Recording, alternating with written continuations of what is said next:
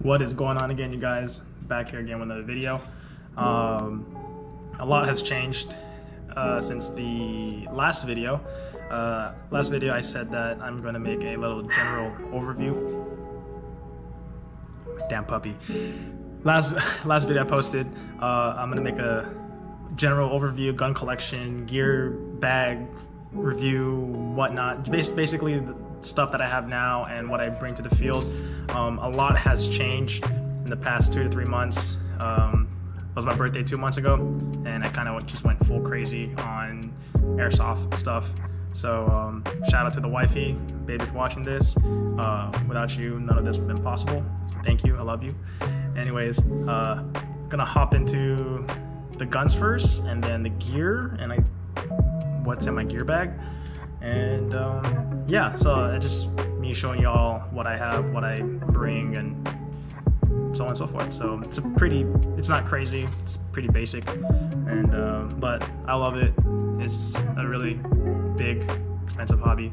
And yeah, so we'll start with the pistols off first, and then let's get this rolling. So here we go. All right, guys, so excuse the mess that I have going on here, but first gun is going to be the SAI Glock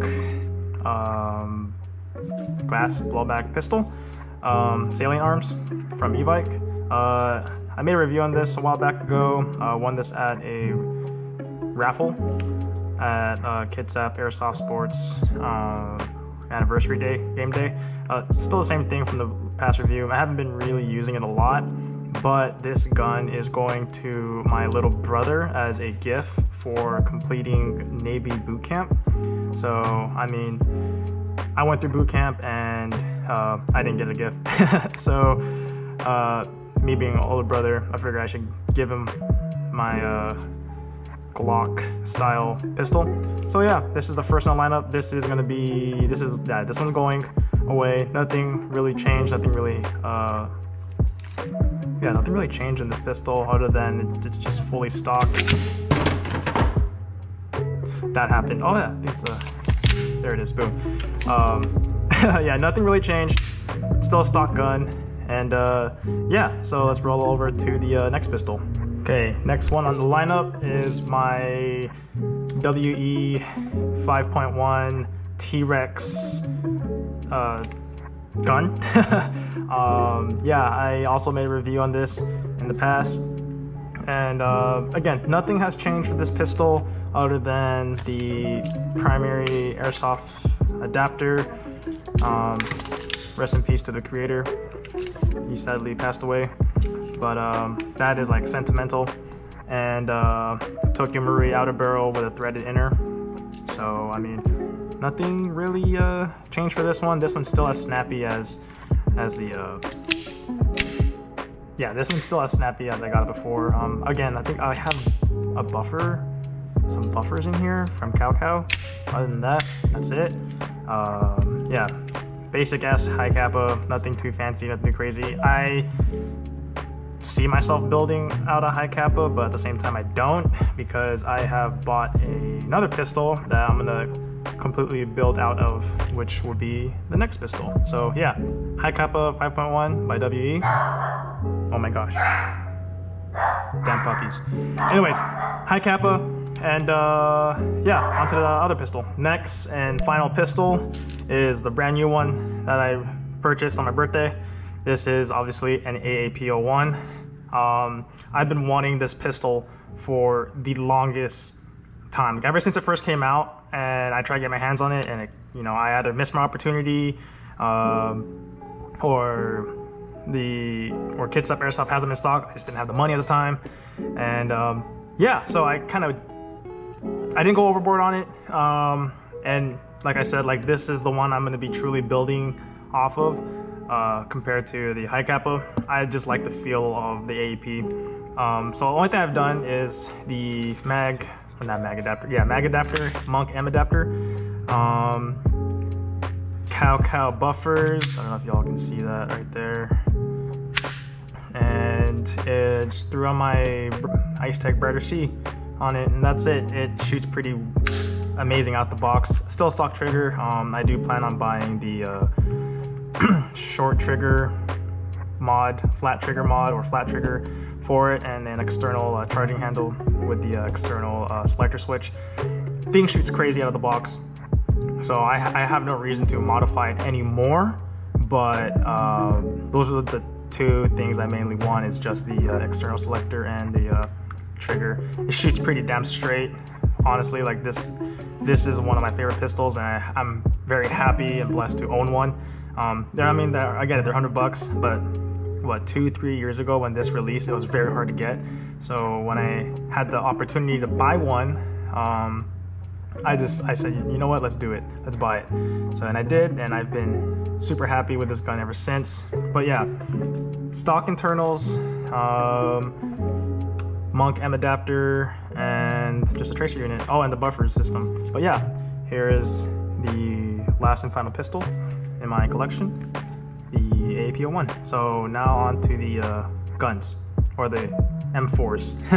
All right, so next gun is going to be my SSG-1, and I haven't really talked about this gun. I know I played with this gun and posted some videos on it, but I never really talked about it. And there's no need to do a review because there's so many SSG-1s there on YouTube. Same with the AAP01, so there's not really a need to make a YouTube video on it, or sorry, a review, unboxing review on it.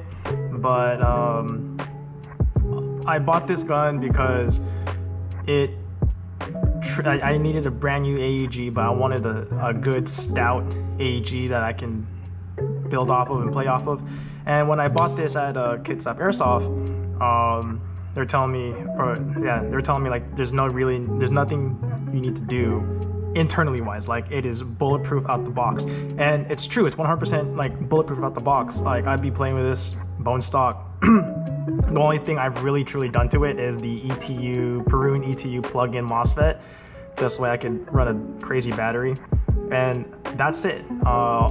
What I've done to it so far is the 3D printed angled drop stock, a full stubby stock because I have a big battery, and I wrapped this red. It didn't come red, I wrapped it red. It's originally black, and I got the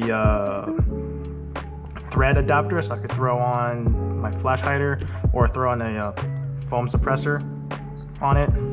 It's kind of really stupid long with the suppressor on it, but you know what it is. But any YouTube video out there, everyone's saying this is like the greatest gun to play with, and I truly agree, because this is probably hands down the best gun you can buy that performs to a higher level out the box. Like, it's crazy. Internally, I did not touch anything like the gears and whatnot. I did however mess around with the trigger.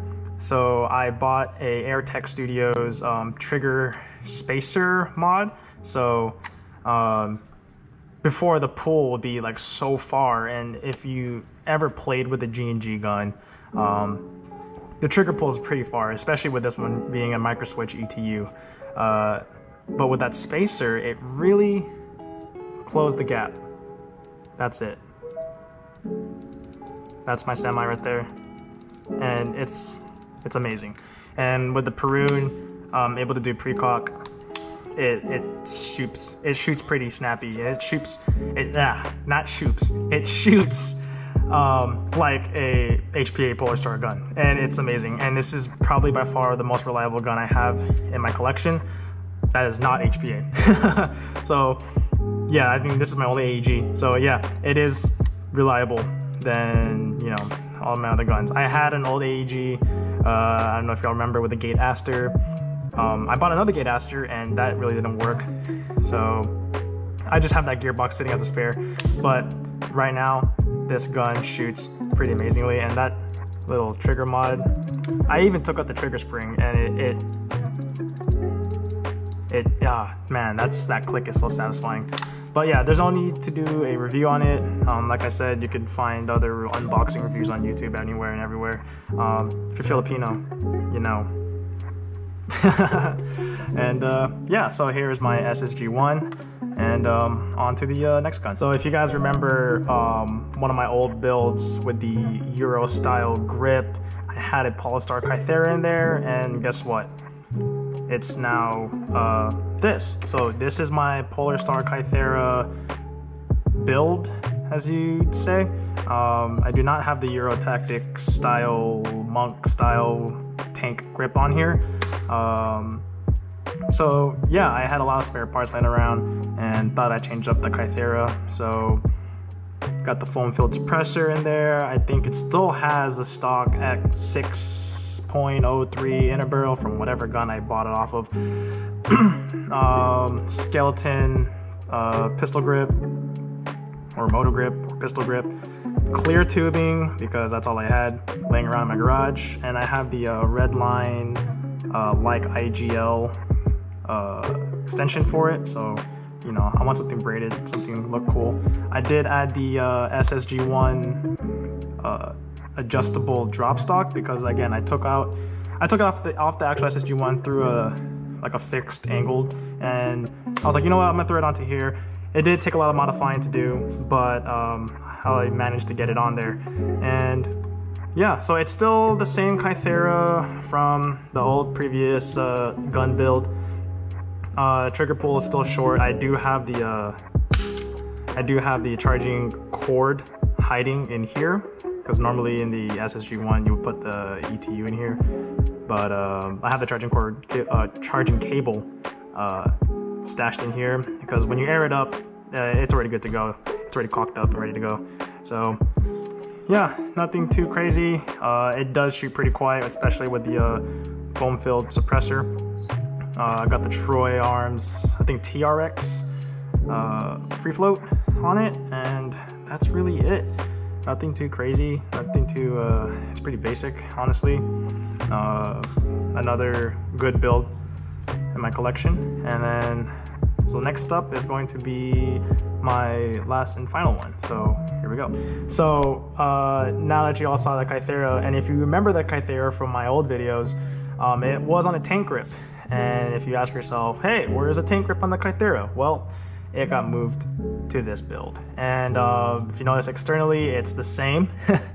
But internally, I got a Polar Star jack for a stupid steal. Let's just say this jack I bought for the price of 11, 12 McDoubles from McDonald's. Let's just keep it at that. I got it for a really stupid price. Damn dogs.